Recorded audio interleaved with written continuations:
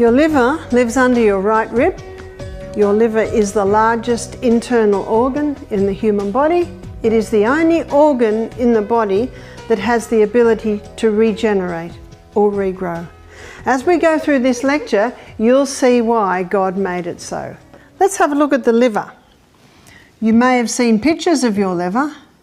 Basically looks a little bit like this. And your liver, as the project manager, determines what and how waste comes out of your body. And your liver, as your project manager, also has jurisdiction over everything that comes into the body. So let's first of all look at food.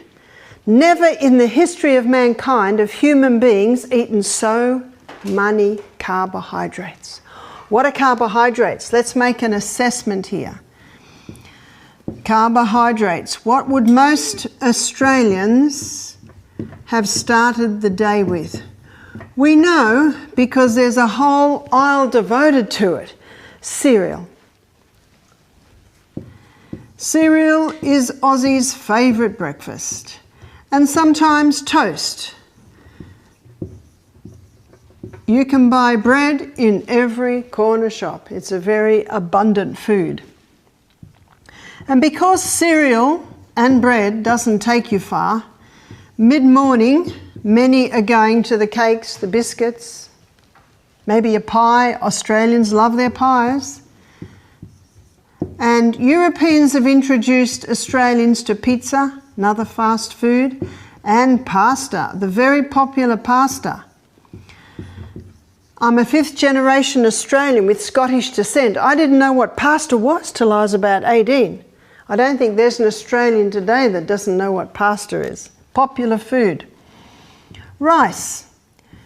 Asians have introduced Australians to rice. Potatoes. My husband's an Irishman. He loves potatoes. And then last and certainly least in nutritive value is the pure crystallized acid that was extracted from the sugarcane field. Would you agree with me? Australians are high carbohydrate consumers. This morning I talked about the gastrointestinal tract. I talked about how it's a hollow tube, and anything that goes into that hollow tube is not part of you or me until it gets broken down to tiny substances and then absorbed into the blood. Well, it is the liver that determines where that tiny substance goes. It is glucose. All of these foods break down in the gastrointestinal tract to glucose.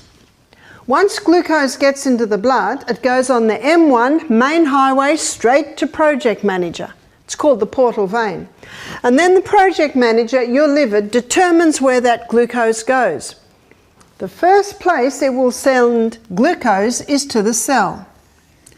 Let's have a look. Here is cell. Glucose gets sent into the cell. When it goes into the cell, it goes through a 20-step pathway. And that 20-step pathway gives us 2 units of energy. And I think we all realise that that's what glucose is for energy. The end result of that 20-step pathway is a chemical form of glucose called pyruvate. Pyruvate is the chemical form of glucose that gets fed into the powerhouse, called the powerhouse because this 8-step pathway delivers to us a whopping 36 units of the big E energy. Whoa, what a difference. And why the difference? The difference is oxygen. This pathway uses oxygen. This pathway does not use oxygen. For the technical amongst us, this is the glycolytic pathway. This is the mitochondria, specifically the Krebs cycle. What a difference oxygen makes. By the way, how are you going to feel if every single one of your 100 trillion cells has got enough oxygen coming in so that it can get down to there? You're going to feel good. We're not going to be able to hold you down. But we're not going to look at oxygen today. We're going to look at oxygen tomorrow. Right now we're looking at the fate of glucose. So number one, the first place that the liver will send this glucose is to the cell to be burnt as fuel. But on a high carbohydrate diet, there is still a lot of glucose left over. And so now, this is specifically the muscle cell, it stores this glucose like a little bunch of grapes. They're little molecules of glucose, and they're called glycogen. Glycogen is a name given to quick-release glucose stores. That is what our body uses on our morning walk. I don't know about you, but when I get up in the morning, I have a few glasses of water and then I go for my morning walk. Do you ever wonder where you get the energy to do your morning walk when all you've had is water? It is your glycogen stores, specifically in your muscle cell. And those glycogen stores in your muscle cell, it's like they're in a prison. They can only be used by your muscle cell. But the liver can store glycogen too. And the glycogen stored in the liver can be used all over the body. So it can be a fantastic reserve supply for your brain. But on a high carbohydrate diet, releasing a lot of glucose, we still have glucose left over.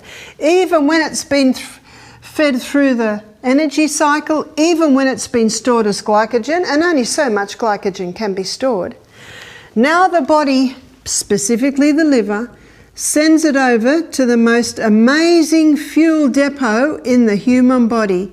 It's called fat. And in many Aussies today, the glucose keeps coming, and the body, as we talked about earlier, gets into a habit. And shunt, the glucose gets into the habit of all just going over to the fat cells. And what's happening to most Aussies today? They're getting bigger and bigger and bigger. Did you know that we've overtaken America? 63% of Australians are today overweight or obese. So this is the third place that the liver sends the glucose to be stored as fat. This is a fact many do not realise. It was only about 6 months ago, Time magazine, front page of Time magazine, it said, "Butter, why we were wrong on the fat." And a recent Catalyst show said its title was Fat or Fiction. It is starting to be acknowledged, what I'm showing you today, that fat's not the problem. The problem is this high carbohydrate diet that many Aussies are consuming is being stored as copious amounts of fat. And often when people want to lose weight, they stop the fat. But the fat's not the problem. The problem is this high carbohydrate diet, forcing the body to store the excess as fat stores. And so what happens now is the person's getting big. And it could be like a man I met about a year ago who told me that he went to his doctor and his doctor said, "You're overweight, your blood pressure's too high, your cholesterol levels are too high, your blood pressure's going too high, you're going to have to go on some medication." He said, just let me see what I can do first. And the doctor said, "Okay, I'll suggest you stop all fat in your diet." He went home. He was only having a little bit of fat. He stopped the fat. And when the fat stops, the person gets hungry.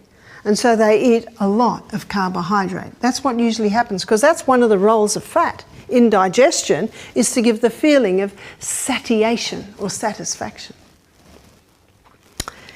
He said 3 months later he went back to the doctor, he'd lost 1 kilo. What does that mean when you're 150 kilos? Not much. Doctor said, no, we're going to have to put you on medication. Lee said, nah, give me another try. He said, I'm a business analyst, and if something doesn't work, you don't keep doing it. He said, so I went home and did a Google search. I came up with the paleo diet. I came up with the GAP diet. I came up with Grain Brain. I came up with bodybuilding.com. He said, I came up with the FODMAP diet. I came up with Atkins diet. And he said, what got me about all of these authors, majority of them doctors, with many years of clinical practice up their sleeve, they're all saying the same thing. And what does the proverb say? In a multitude of counsellors, there is safety. They are all saying that the problem's not the fat, the problem is the carbohydrates. So he said to me, I thought, what have I got to lose? So he said, I decided to try it. It sounded a bit extreme, but he said, I had nowhere else to go. So he said, I dropped all my carbohydrates. No grain. No grain at all. Majority of these are grain. And he said, I dropped the potatoes. He said, I had a food program that was high in fibre. Where's he getting all his fibre from? Vegetables, with the exclusion of the potato. He said, I had a lot of vegetables. He said, I also had quite a substantial amount of protein. Where was he getting his protein from? He was getting his protein from meat, eggs, cheese, butter.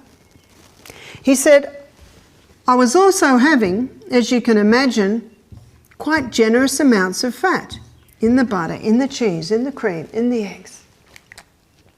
He said the weight just fell off me. He said I got quite excited. He said I was quite happy with this food program because he said I was never hungry. You see, there are 3 food groups that keep the food in the stomach longer. One is fibre. It keeps the food in the stomach longer because all glucose is bound up in fibre. And fibre slowly releases the glucose. And that's what we want to keep us going between meals. You see, protein keeps the food in the stomach longer because it is in the stomach that protein is broken down. And fat keeps the food in the stomach longer because fat coats the meal and slows down the digestive enzymes a little, breaking down the food. He said, I was never hungry. The weight just fell off me. He said, I had heaps of energy. You see, if you are not giving this quick energy release carbohydrates to the body, the liver specifically can break down your fat stores to give you glucose, and it has the ability to break down protein and fat to give you glucose if there's nothing else. It's called gluconeogenesis, producing new glucose from the stores. He said, I went back to the doctor 6 months later. The doctor hardly recognised me. He said, in 6 months, I had lost almost 50 kilos. Wow. He said, the doctor took my blood pressure, normal. He took my cholesterol, normal. He took my blood sugar, normal. Doc said, keep up that low-fat diet, it's doing you well. Lee said, I decided not to tell him because I wanted to get this to its full, I wanted to see it fully through. But doctor did not even mention medication. He was balancing it really well. You see, these 3 food groups are the essential food groups. Essential because fibre is absolutely necessary for the colon to keep things moving. If things don't move, the body shuts down. It also helps to it does house cleaning in the colon by sweeping out all the grooves. And it is the fibre content or the fibre part of most of your grains where you'll find your B vitamins, essential vitamins. Protein is essential. You see, 50% of the membrane around every cell in the body is protein. In our last lecture, we looked at the DNA, we looked at the crossword bands that are made up of amino acids, a breakdown from the protein that you eat. We looked at the new cell being made from amino acids, which is the breakdown from the protein that we eat. That's a pretty important part. In fact, you take all the water away, protein is the most abundant substance in the body. 50% of the membrane around every cell in the body is fat. Fat is an essential nutrient.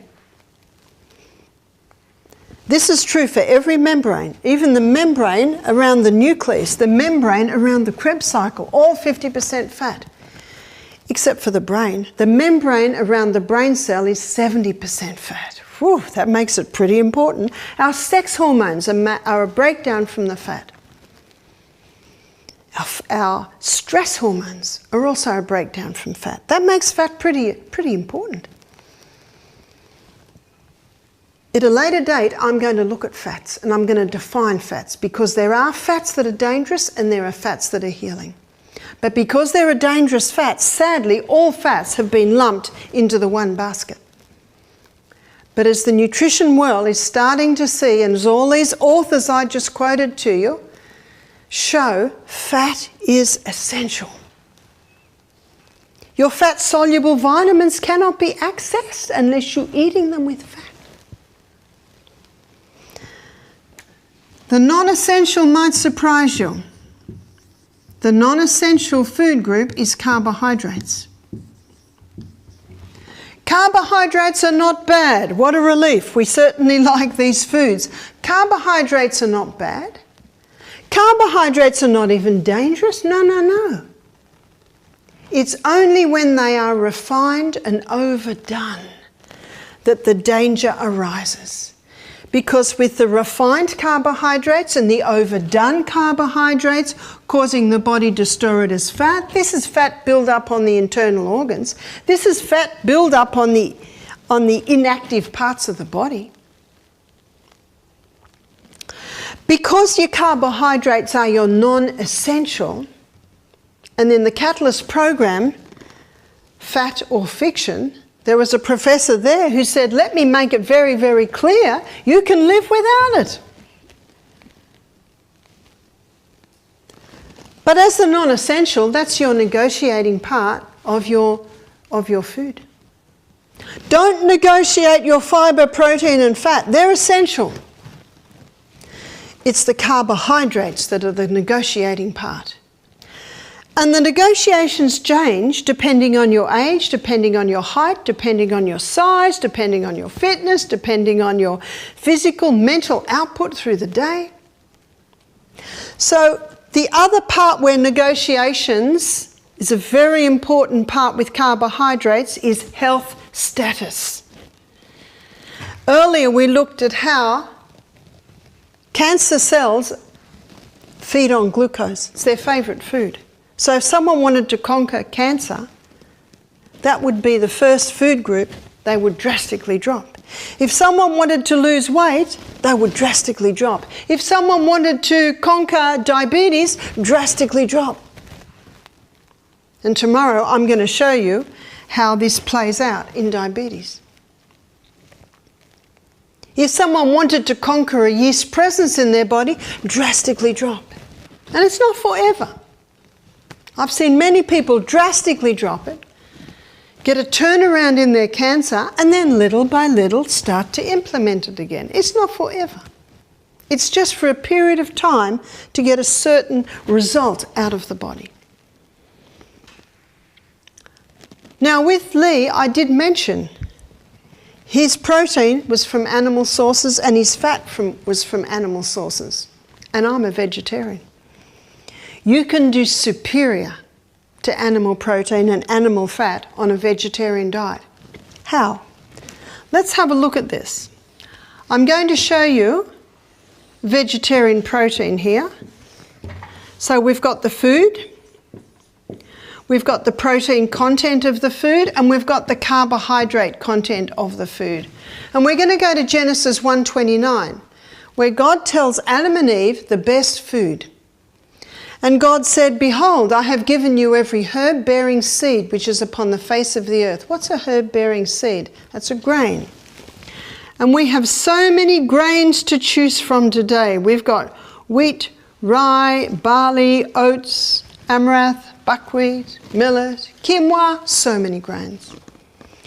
Grains are high in protein and they are quite high in carbohydrate. Let's go to our carbohydrate list and see how many are from the grain department. So we've got grain, grain, grain, grain, grain, grain, grain. So the majority on our carbohydrate list are from the grain department. No wonder they're high carbs. Another herb-bearing seed is the legume. What's a legume? That's your lentil, chickpeas, lima beans, black-eyed beans, cannellini beans, kidney beans, soy, split peas, so many legumes.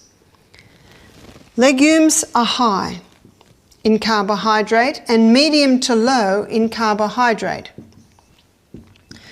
You will find most low-carb advocates put the legume and the grain together, but they are not. The fact is, legumes are approximately a third the carbohydrate content that you will find in your grains. Another herb-bearing seed is the seed. So that's your pumpkin seed, sesame seed, sunflower seed, chia seed, flaxseed or linseed. Seeds are high in protein and they are quite low in carbohydrate. And God said, "Behold, I have given you every herb-bearing seed which is upon the face of the earth, and every tree. In the which of the tree is a fruit-bearing seed." What's a fruit-bearing seed? That's your nut. So your nut comes from the fruit of a tree. We live on a wonderful part of the planet.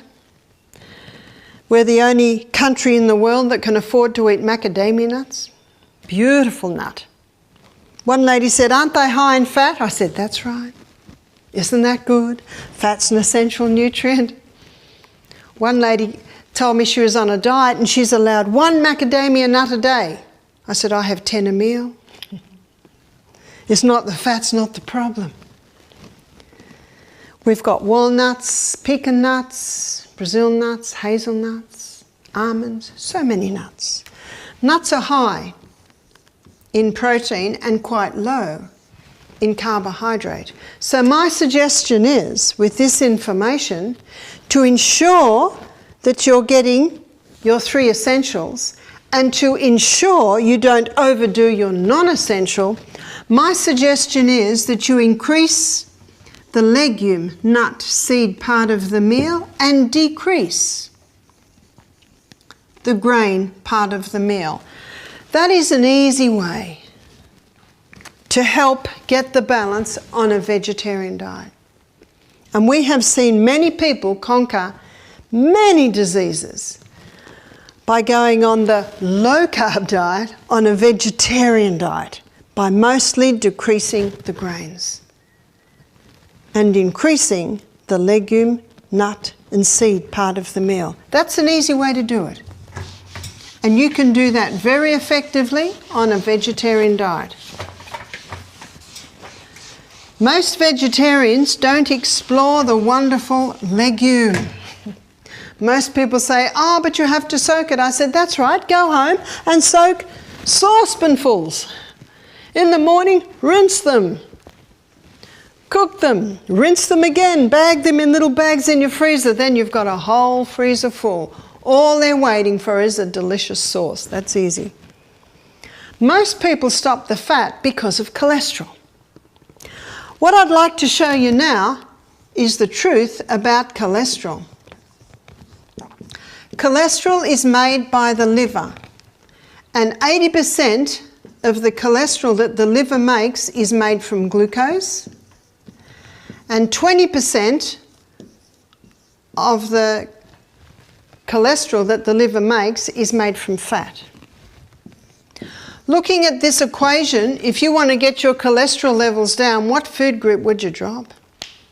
It's not the fat. And this is one thing that Lee found when he was on his high animal protein and fat diet. His cholesterol levels came down. Dr. Atkins showed in the 80s that dietary cholesterol has little or no effect on blood cholesterol levels. And was it about a year ago, Catalyst did a program on cholesterol? And it showed very clearly in there, well documented, that cholesterol is not the issue. Dr. Dwight Lundell, cardiovascular surgeon, has written an ebook called The Great Cholesterol Lie. He's done 10,000 bypasses, and he's written a book showing cholesterol is not the issue. We have a book in our library by Dr. Peter Dingle, and it's called The Great Cholesterol Deception.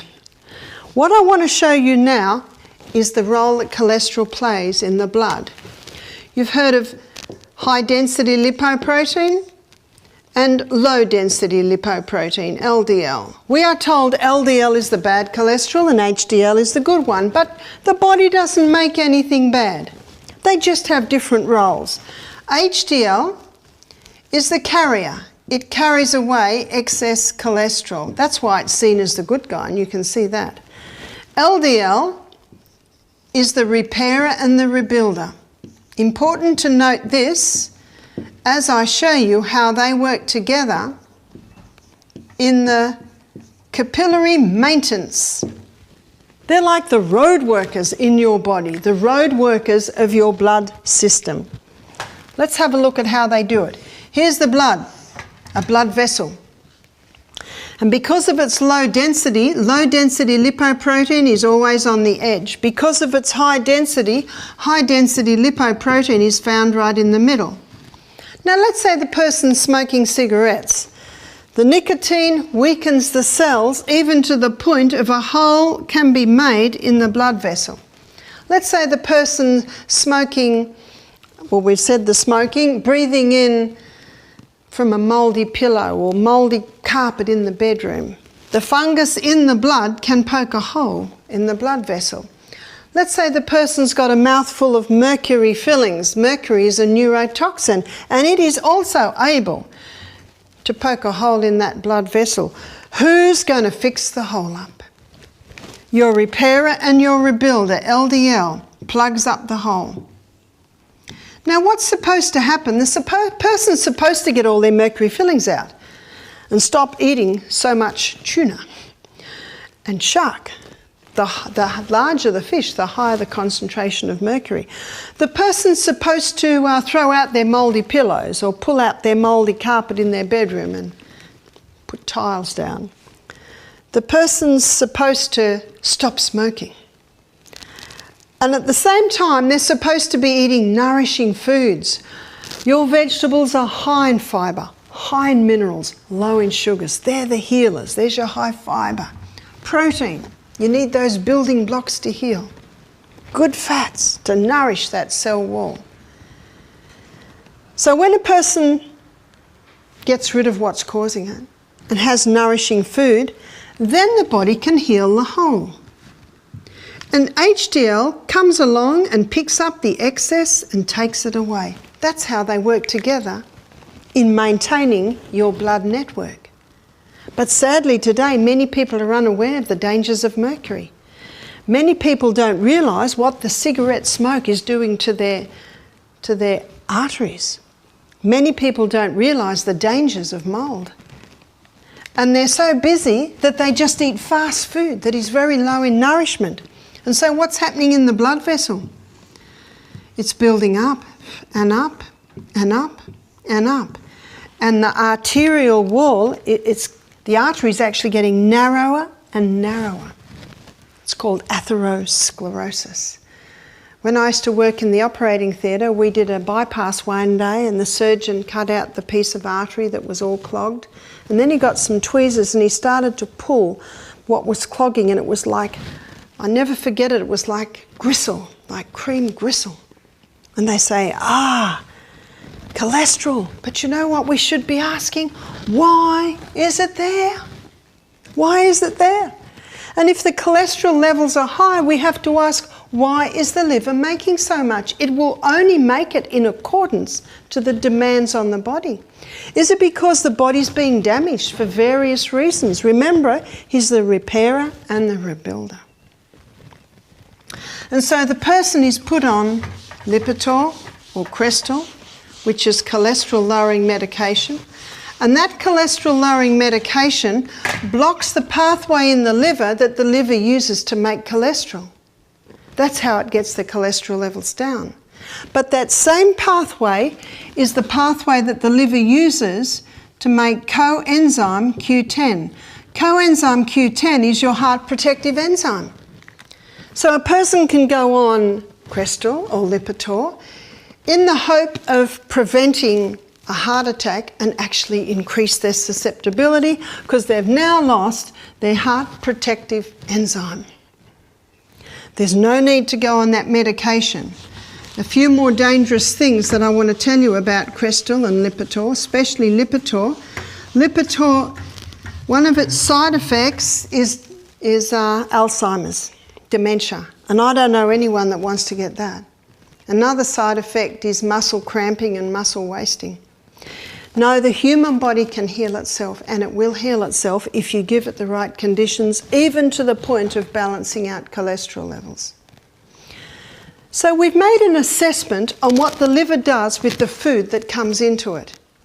Now I want to show you what it does to something else a little bit more sinister that comes in, and this is environmental toxins. We are all subject to environmental poisons. They come into the body, they go into the blood, they come up to the project manager, and the project manager often says, oh, this is a nasty, nasty guy. Wrap him up in fat and store him. And so all through our life, when these environmental poisons come in, these fat-soluble toxins are stored in our fat cells. And then the person comes to Misty Mountain Health Retreat. And the person goes through a detox. They only have juices for a couple of days. Not enough glucose to run on. And so what the liver does, it starts breaking down some of the fat stores to give glucose for those extra energy needs. But something a little bit more sinister gets released. And I think most people are aware that when they go on a detox, their breath isn't as nice as normal, the body odour's a little worse than normal, what they're releasing into the toilet is a little worse than normal. It's because of the release of these fat-soluble toxins. When these fat-soluble toxins are once again in the bloodstream, they once again come up to the liver. Now, if it can, the liver will break that down to a water-soluble state. And that's what I want to show you now, how the liver does that. Phase 1 of the liver detox, the liver takes this fat-soluble toxin and it breaks it down to a metabolite. A metabolite, very simply, is the first stage of metabolism. And this metabolite is a little bit more complex than it originally was. This metabolite creates a lot of free radicals, which are damaging to the tissues. This metabolite is highly volatile, causing damage where it goes. This metabolite is sometimes 100 times more toxic than it originally was. So you might claim, well, what's the liver doing? It's just created something that's far more toxic than it originally was. It's a process. It's like when I clean the kitchen cupboards out, my kitchen looks 100 times messier than when I started. It's just a process. And your liver has certain needs at this stage. Your liver needs antioxidants because antioxidants have a nickname. They're called free radical scavengers. Your most potent antioxidants are beta-carotene. And beta-carotene is found in all your orange and your red-coloured vegetables. That's why at Misty Mountain Health Retreat, every juice we serve is either red or orange or green, high in beta-carotenes. The most famous antioxidant is vitamin C.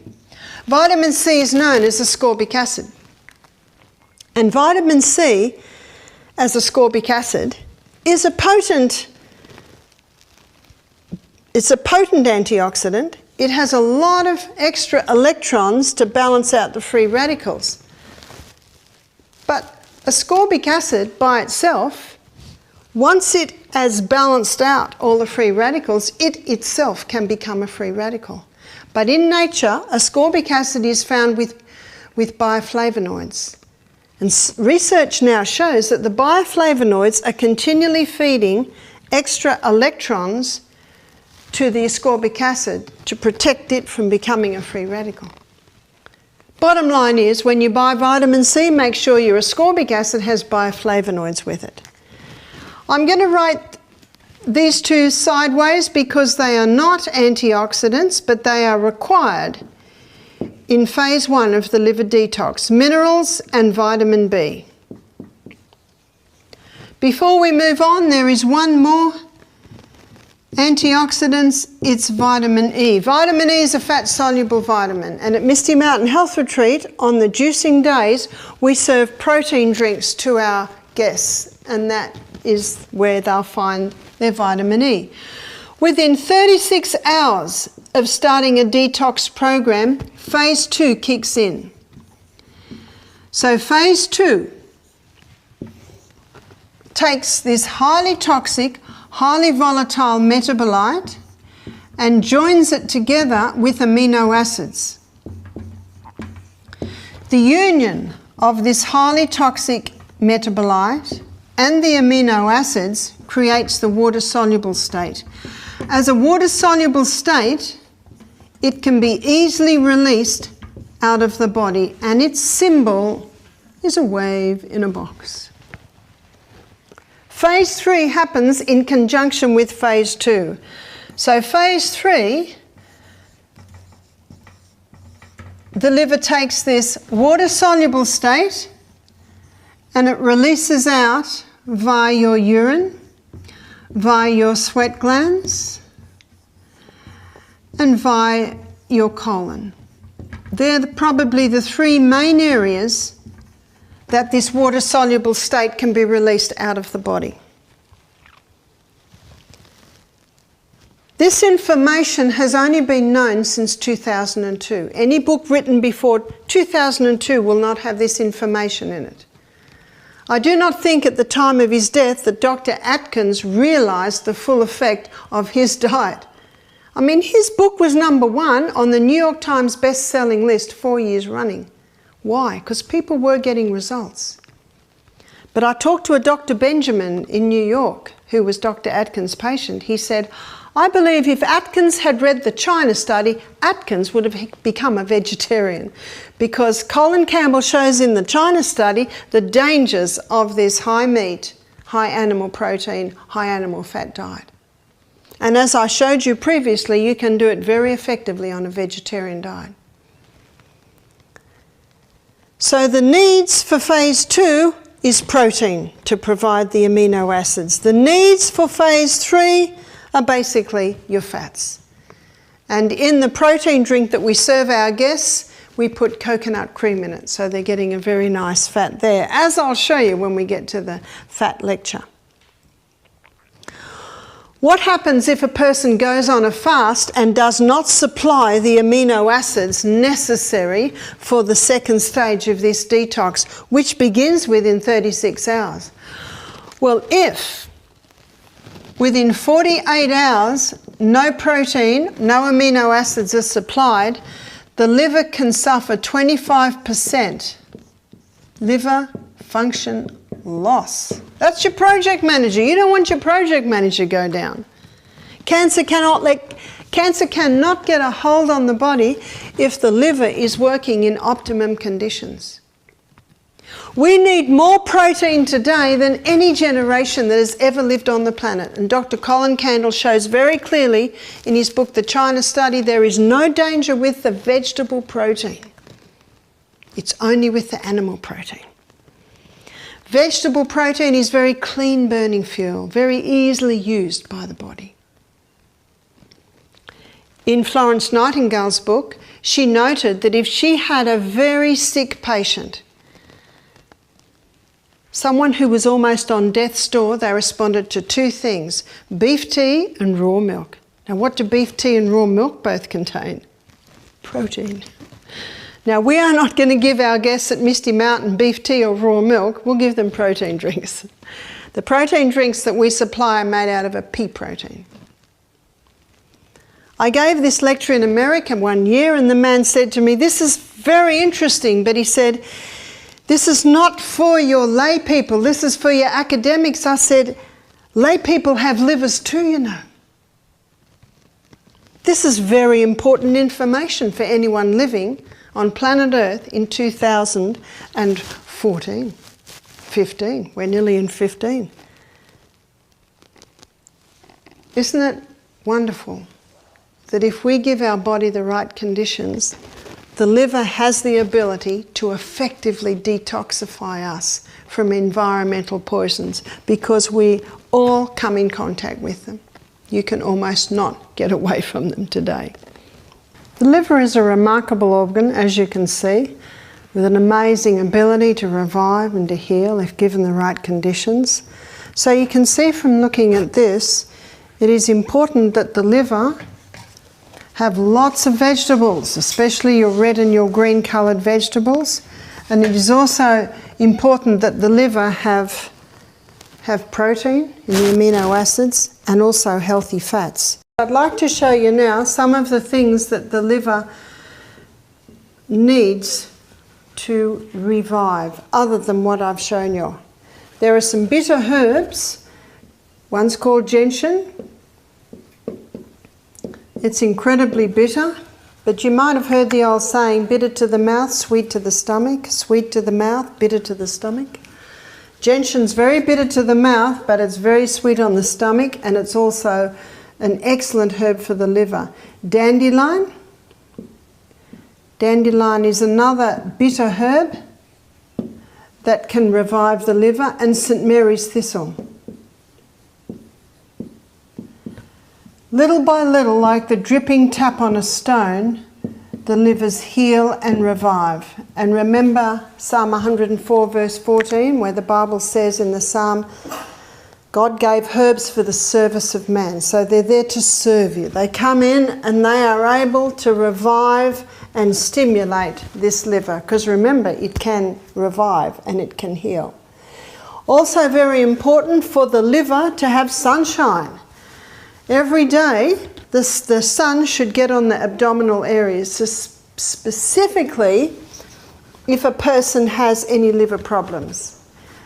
One lady said to me, "What about if your gallbladder's gone? Hopefully your gallbladder is not gone. But if your gallbladder is gone, all is not lost, because the gallbladder, which basically sits under the liver, a bit like this, into the bile duct, it is a reservoir for bile. It's connected basically like that. It's a reservoir for bile. It is the liver that makes the bile, and if the gallbladder is taken away, then the liver, of course, still makes bile, and the bile goes straight from the liver down to the bile duct. And the bile is probably one of the main enzymes that help in the breakdown of fats in the body.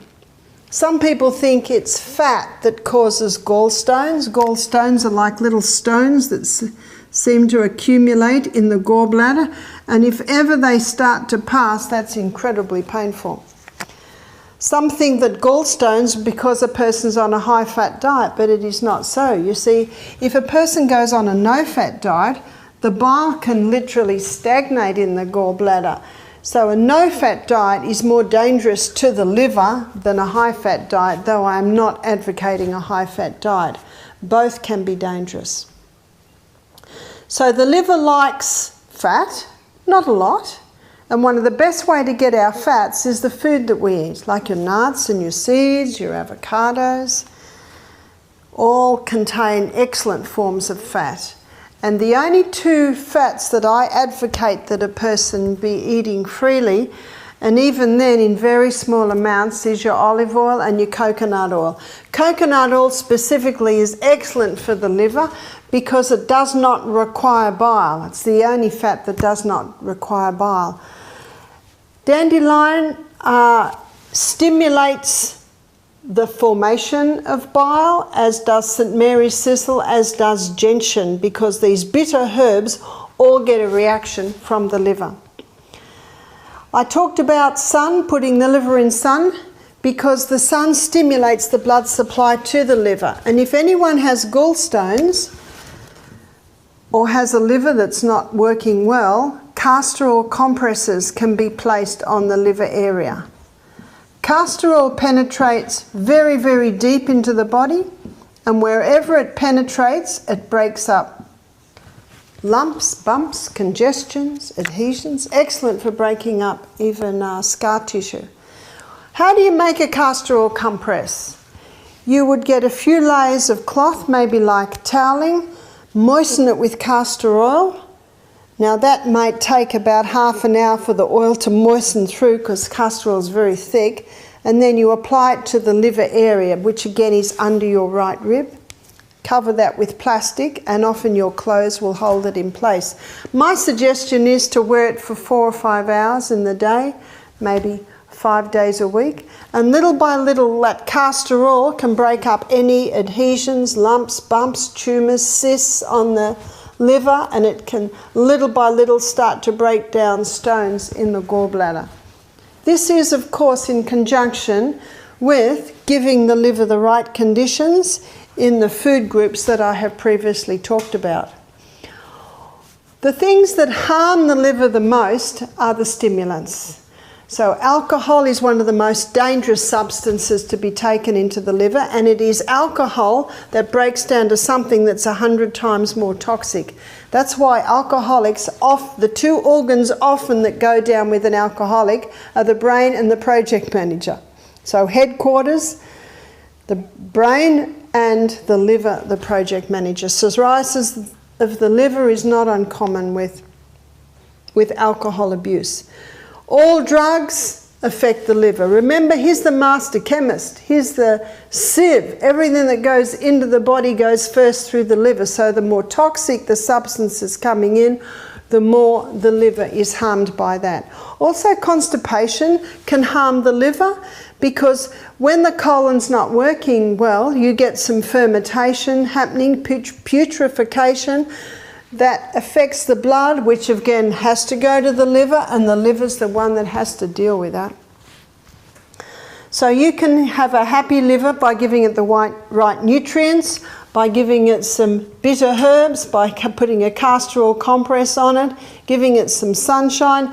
Make sure that it rests every night. You know, one way that you rest the liver is to not eat at night. When you eat a large evening meal, when you go to sleep, your stomach still has to work, and putrefaction and fermentation happens because digestion is not happening as quickly. And again, any toxic waste that goes into the body has to be dealt with by the liver.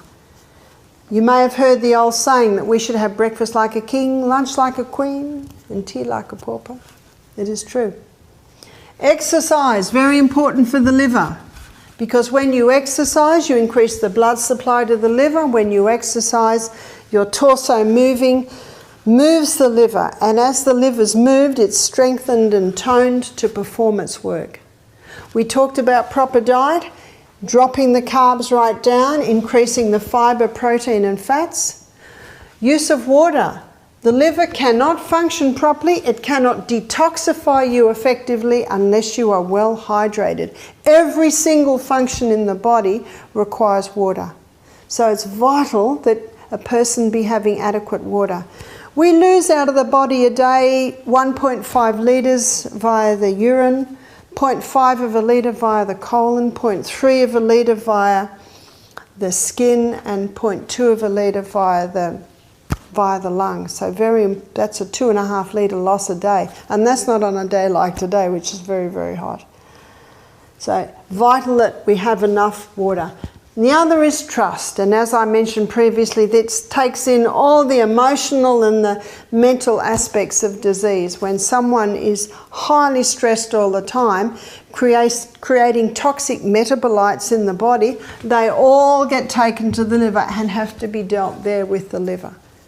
So be kind to your liver. Your liver has been designed to take you a long way through your life, and you will enjoy life much better if you've got a happy liver because you're giving it the right conditions.